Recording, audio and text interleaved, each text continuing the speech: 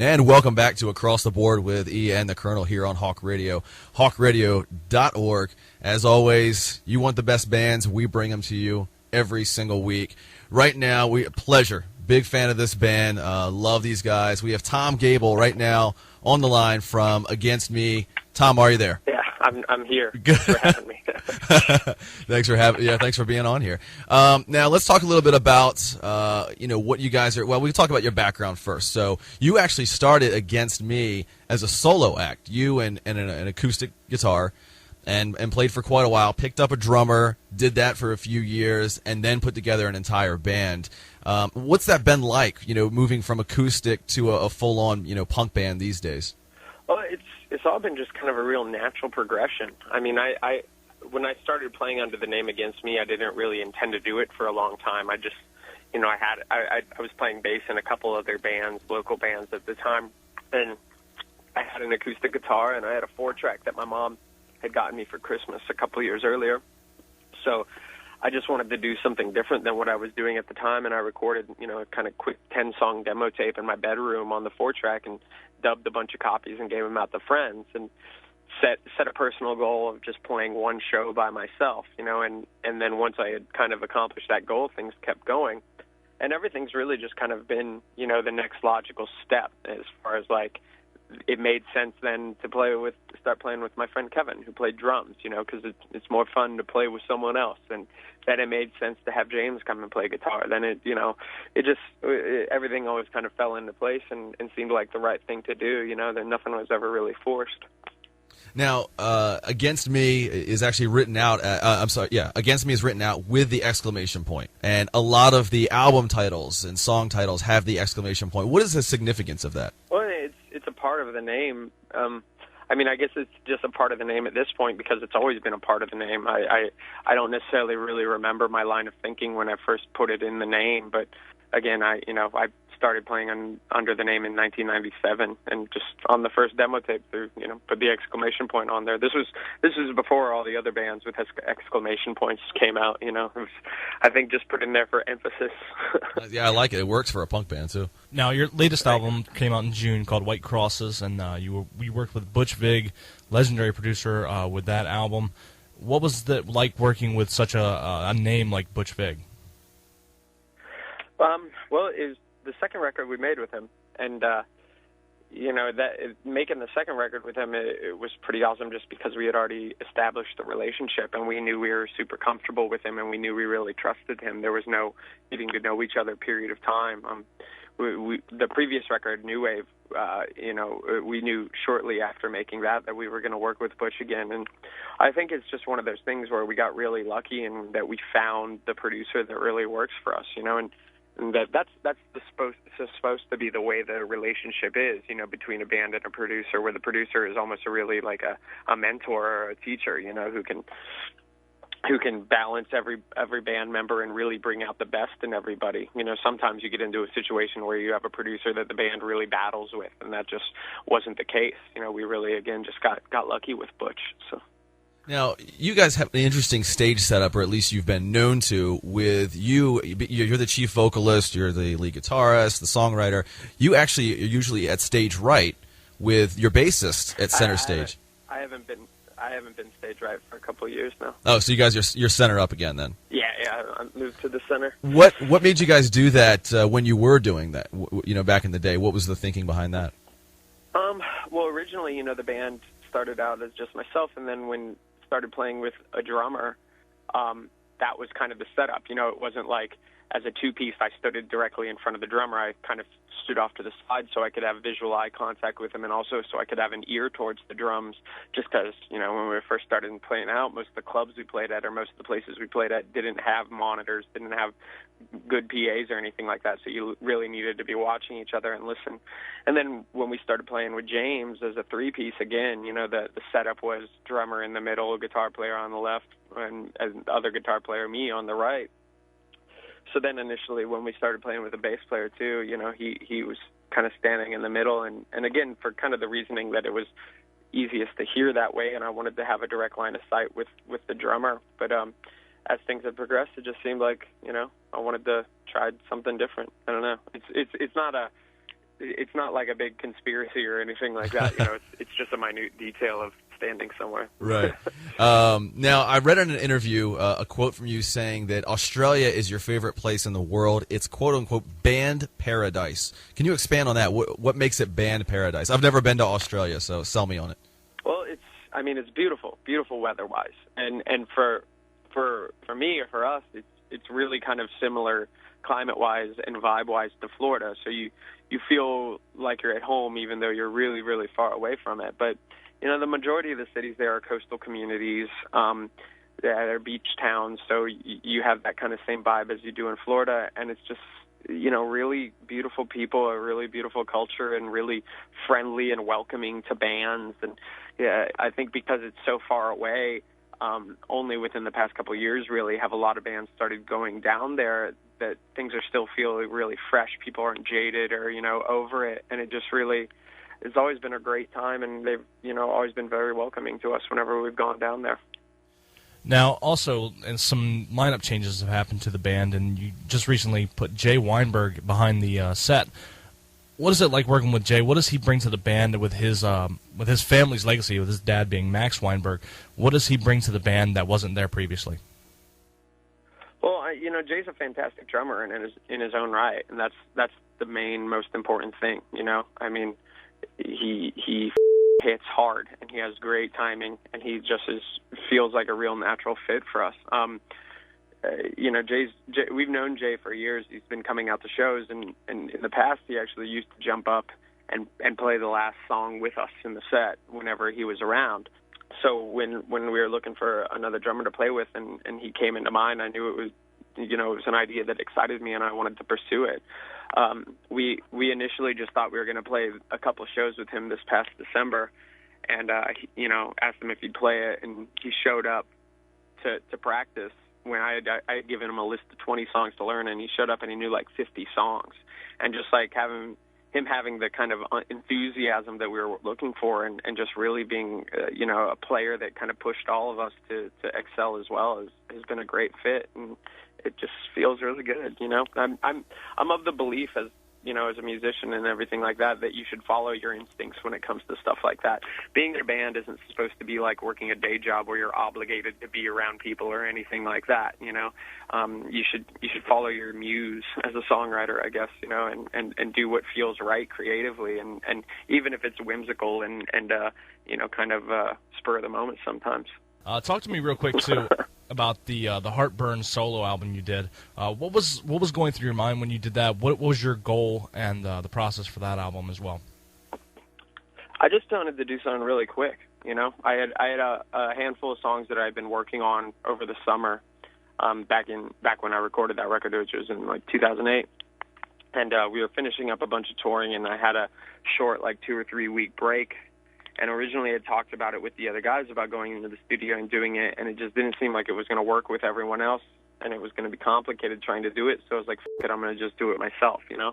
I knew that I was going to start really focusing on the next Against Me record, and I had these songs that I didn't really feel like were the direction I wanted to go with the Against Me record, but that I wanted to do something with them nonetheless. I knew that also that, you know, the next Against Me record was kind of going to be a long, laborious process and really meticulous and obsessive-compulsive, so I wanted to kind of go and do the opposite of that before getting into that and just fire out a couple songs, record them, have some fun, and, you know, put them out there. In 2006, you guys actually had the 12-inch single out from Her Lips to God's Ears with a remix by Ad Rock, of course, the Beastie Boys. How did that collaboration come about? Well, our manager at the time knew Kathleen Hanna, and then, you know, knew him through that, so he asked him.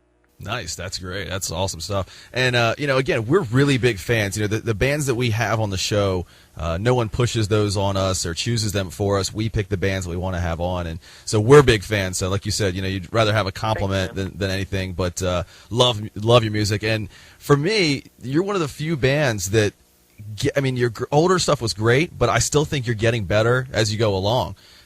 You know, I was a Teenage Anarchist. Well, that's the idea. Yeah, right. I was a Teenage Anarchist is by far my favorite song from you. But everything's really, really good. You know, Stop, Thrash, Unreal. Talk a little bit about the video for Teenage Anarchist. You know, it's the guy's running. He gets caught by a cop, gets beaten down for, you know, what would seem like several minutes, although it's in slow motion. The crowd helps him out. he almost gets away, gets caught by, 5-6 more cops, thrown in the cop car at the end. Talk about the idea behind that. Well, I got beat up pretty bad by the cops when I was like 14 years old. I lived in Naples, Florida at the time, and it was the 4th of July, and I went down to the beach. They have the fireworks celebration at the beach in Naples every year. Right. And I went down to the beach to meet some friends. I walked up onto the little boardwalk that connects the street to the beach, and there's 2 cops there. And I went up, I was looking for my friends, and the one cop comes up to me, and keep in mind, I was, just a dirty little punk kid. I probably weighed all of 100 pounds at the time. And the cop comes up to me, and he's like, "Get off the boardwalk, you're blocking the flow of traffic." So I turned around, and I got off the boardwalk, walked down to the bottom of it, and was standing there, and the cop came up to me again, and he's like, "Get off the boardwalk, you're blocking the flow of traffic." I said, "I'm not on the boardwalk," pointed down to my feet. He grabbed me by the back of the head. They twisted my arm behind my back, dragged me over to the cop car, started slamming my face into the cop car. What? Held me down there on the hood of the cop car for a couple minutes while they went through my pockets and everything like that. And they handcuffed me, put me in the cop car, started taunting me and stuff like that, called more cops, eventually took me out of the cop car. And when they took me out of the cop car, I kind of collapsed onto the ground, and they picked me up under my by my arms, right. So all the pressure was on my wrists with the handcuffs. And then other cops picked up my legs. They brought me around to the other side of the cop car, threw me face first onto the pavement. One cop puts his boot on my head. The other puts his knee in my back, and they hog-tied me. Then they put me into the back of another cop car, just threw me in there, drove me down to the station. I remember the one cop opened up the door, and he's like, "I'm going to cut your legs free from your hands right now. If you kick me, I'll kill you. I'll put a bullet in your head." And then, they got me out of the car, put me into jail. They charged me with battery on an officer and resisting arrest with violence, and I was a convicted felon by the time I was 15 years old. They tried me in as an adult. For me, I know that there's far worse, greater incidents of police brutality, but for me, that was just, a completely life-changing experience. And I had been into punk rock at the time, but I was more into the, nihilistic kind of chaos, let's it up type angles of punk. And that was really just a politicizing moment for me, and really, I opened my eyes to a lot of things. So, in relating it back to the song, that song is, the chorus, you remember when you were young and you wanted to set the world on fire, right. Is kind of talking about that moment when your eyes are first open. And again, for me, that was it. So I was talking to the video director about ideas and relayed that story to him and told him that I also didn't want to do a video anymore where, we were lip syncing along and pretending to play just because I suck. So right. That was how it came about. What? I don't even know what to say. I'm kind of blown away by that story. I hadn't heard that before. And, wow. So I guess the moral of the story is not to go to Naples, Florida? Well, what's funny is that maybe 5 or 6 years ago, or 5 or 6 years after that happened, I remember reading in the paper that the very same thing happened to Alex Lifeson from Rush down in Naples, Florida. No way. It was at the Ritz-Carlton Hotel, and it was kind of verbatim what happened to him, where he tried protesting to some cops. They tased him, and they, hog-tied him, all this bullshit. And the cops in Naples, Florida do not fuck around. That, again, I was 14 years old when that happened. I got arrested again by cops in Naples when I was 17 years old for similar circumstances. No original arresting charges. They just arrested me for resisting arrest without violence and obstruction of justice, which is just a bullshit charge. Right. And again, convicted of it, And that was when I was 17. And after that happened, I was like, F this, I'm getting out of Naples. And Naples, I think over the past couple of years has kind of become a little less conservative and a little more tolerant of youth, but at the time it was just, they wanted the kids there to be not seen or heard. It was a rich retiree Republican community, And for them to, I think you said charged you with assault on an officer, and all you did was get beat up? It sounds like you didn't even resist. Again, there was 10 to 15 cops there, just all kind of, and I weighed 100 pounds, a 14-year-old kid. Come on. I can't believe. Jeez, that's one of the worst stories I've heard, man. But it's wow. Florida. Yeah, Naples, Florida. Okay. Wow.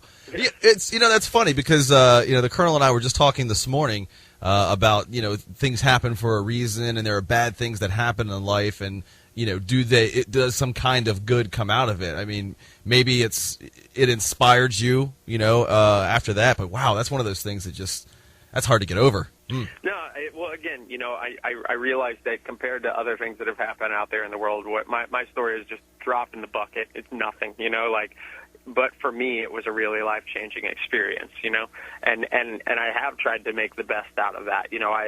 I've tried to make it a point, as petty as it may seem, to prove all those wrong from back in the day, even down to stuff like, those teachers at high school who said you'd never make anything of yourself, cliche like that, continuing on being in a band and doing everything I've done has always been a to them, I've thought, in half, Yeah, absolutely. Wow, man.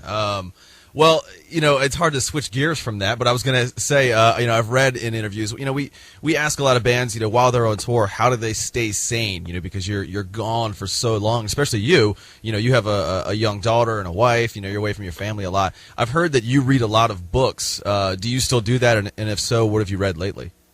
I do read a lot of books. However, though, we all have completely lost our mind. There is no staying sane anymore.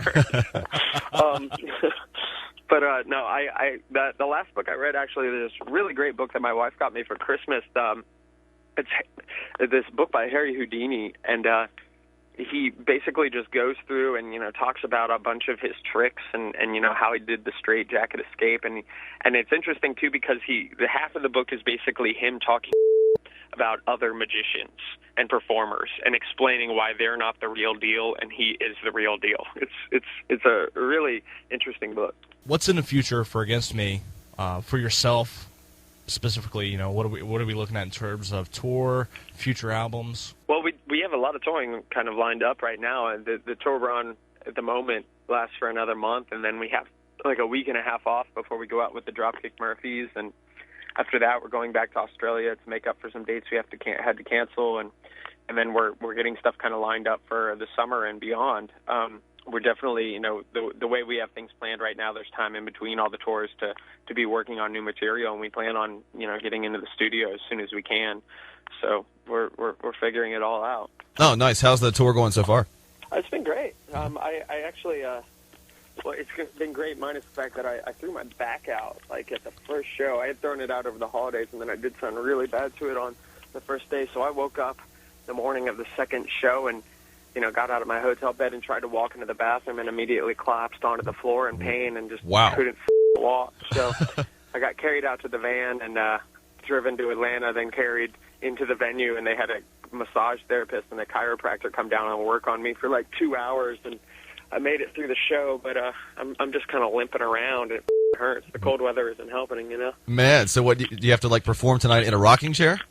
No, I got like a back brace and I can stand. I just can't, I can't run or anything like that. I can't really move around quickly. But wow. I'll make it through the show. The worst was when I played the show in Atlanta, in the back brace, and I put one of those icy hot patches underneath the back brace on my back, right? Which is great. Felt fantastic until I really started sweating, and the icy hot started dripping down my ass, and it was just like ass on fire while playing the show. That's a good song name right there too. Ass on Fire. I like it. Yeah. So if I seemed maybe a little more lively during the second half of that set, that was why. I think Hendrix used to do that during his shows, right? That's a good thing for live performances. It's an old rock and roll secret. Yeah, exactly. Yeah, I guess. Well, it's brutal, man. I have a 1-year-old daughter, and I think what I initially did was I just kind of picked her up wrong. And again, that happened like around Christmas time, and I had taken it easy over the holidays and felt fine going into the first show of this tour. But then as I was walking off stage, I knew I did something wrong. It just felt wrong. So again, the new album, White Crosses, which was your second and last album with Sire Records. Tell us a little bit about your writing process on that album and what we can expect other releases from it. Well, as far as writing process goes, I probably really started writing songs for it around when we started finishing up touring for New Wave. We took a big break from the road after we were done touring for that, and I did, really got into writing during that break. It probably took about 1.5 years to write the record, and we recorded it out in Burbank, California, and it took about probably 3 months to track, and then another month or so to mix and master and everything. But just really a memorable process and really a fun record to make. As far as future records, we're figuring out what our next move is going to be as far as record labels and everything like that go. But again, we're definitely excited about recording new stuff, and we've been working on new stuff too. So That's great. So you're out there on the road, and how can fans stay in touch with you? Obviously, againstme.net. Again, not .com, but againstme.net is the official website.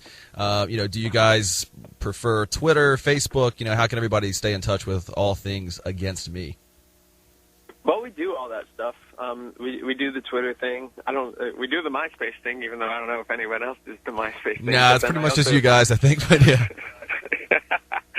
But then all of us do the Twitter thing too. My Twitter's at Tommy Gabel, and I try to give away tickets for the guest list whenever I can, whenever there's extra ones through my Twitter. So if people follow me on that. Well, we do appreciate the time. Again, the current album out is White Crosses, and again produced by Butch Vig, who also did New Wave, and nothing but good stuff from you guys, and we're loving it. Look forward to the hopefully we can catch you out on tour, and then look forward to the next album coming out sometime in the near future as well. Again, check them out on Twitter, Facebook.